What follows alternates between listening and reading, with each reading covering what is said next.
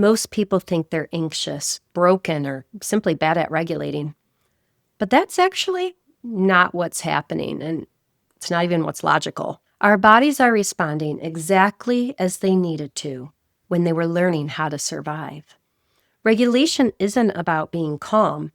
It's about coming home to ourselves before we react. The survival spiral is what happens to our bodies when reactions happen faster than our mind can keep up.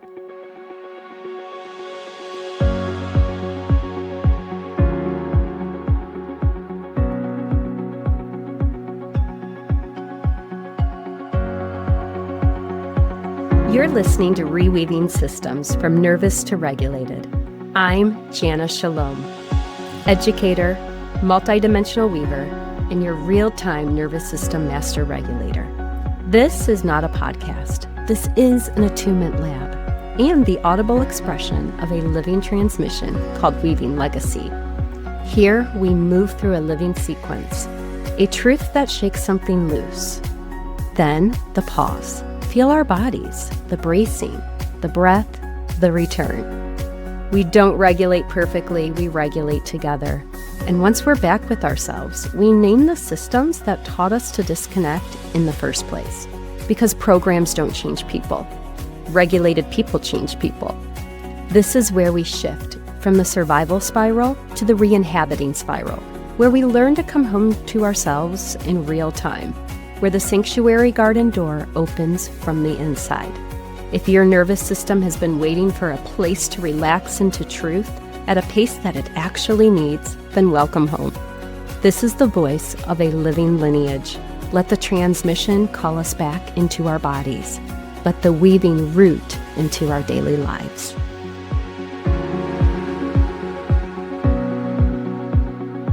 This is Reweaving Systems. From Nervous to Regulated. I'm Jana Shalom. This is episode 2 in the first arc, the survival spiral, why we brace before we breathe. Today's episode arrives on the first quarter moon, a moment for activation, clarity, and movement. Now that we've named the nervous system, we're turning towards what happens next.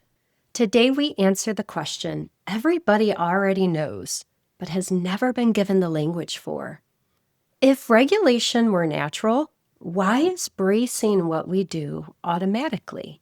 Episode 1 named the nervous system, so we can turn regulation from technique into relationship.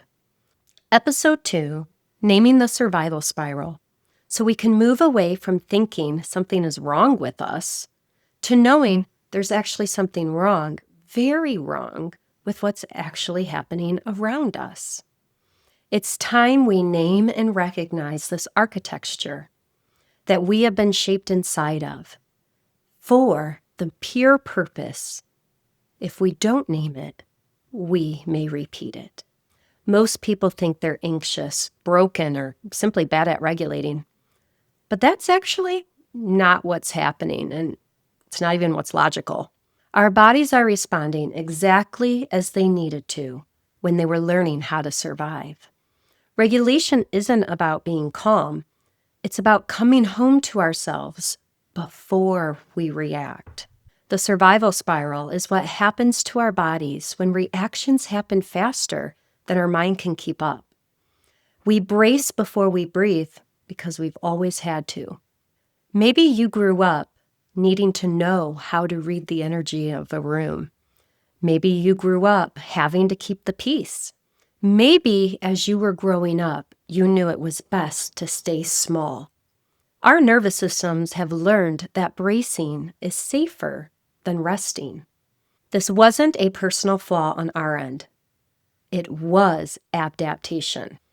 Somatically speaking, it might feel like body tensing, tight chest, your jaw tightening, shallow breathing, an urgency or a feeling of being rushed all the time, or even an upset stomach. The survival spiral feels like something bad is about to happen, even when nothing is wrong.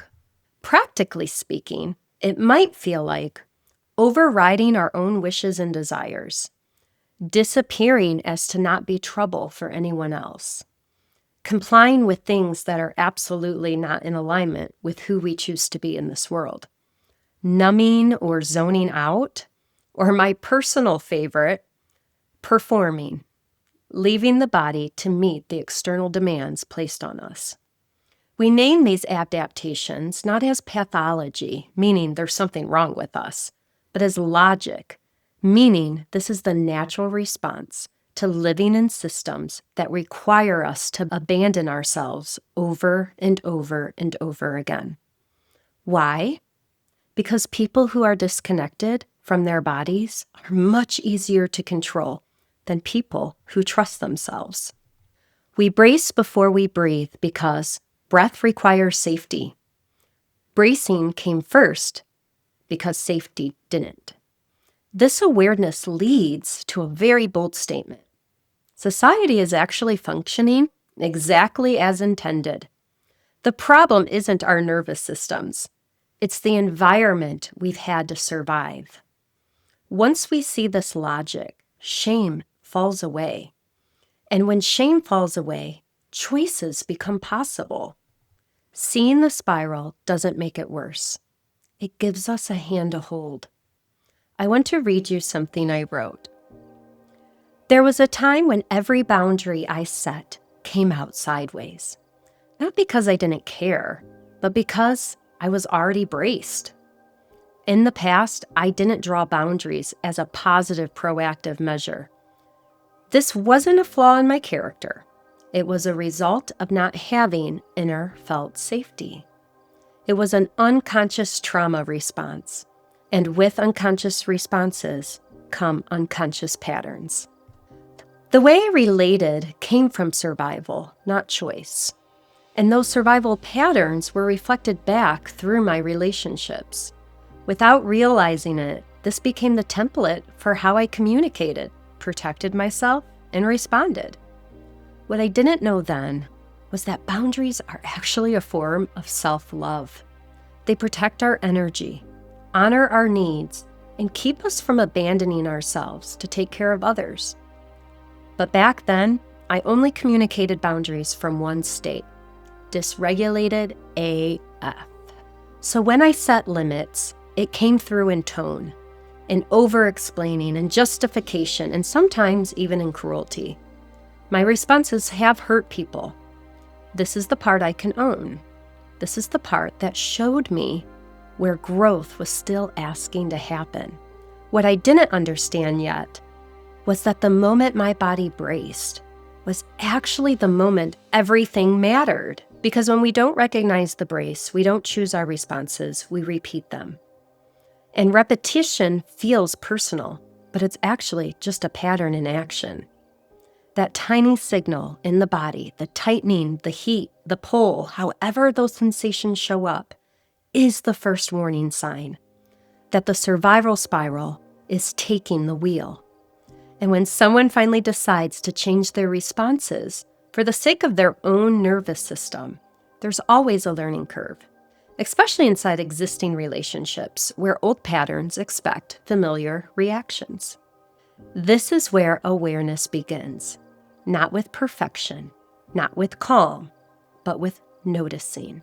Every one of these patterns made sense, knowing safety was missing. The problem wasn't the response. The problem was never being taught there's another option. And the most important moment wasn't the reaction. It was the instant my body braced. That's the signal. Here's what matters. We are the first generation teaching emotional regulation at scale. To children, to families, to classrooms, to systems. Yet, most of us were never taught how to do this ourselves. So we've been improvising, copying strategies we learned through childhood, pushing through when we know rest is needed, and calling it resistance. The attunement movement begins right here, not by perfecting techniques, but by learning how to notice the first signal in the body, the brace, and choosing not to abandon ourselves when it happens. This is where regulation stops being performance and starts becoming a homecoming relationship. Most people think the problem is the reaction, the shutdown, the explosion, the collapse. But the real moment is much earlier. It's the instant the body braces. That's where choice still exists. That's where repair becomes possible. Bracing isn't weakness. It's intelligence. It's the body's way of saying something here feels like too much. The problem is never the brace.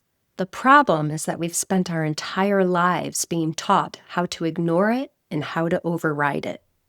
Most of us grew up in environments where slowing down wasn't safe. Listening to the body wasn't encouraged. Performance mattered more than presence. So we learned to push past the signal instead of respond to it. That's not failure. That's adaptation. The survival spiral isn't dramatic. It's simple.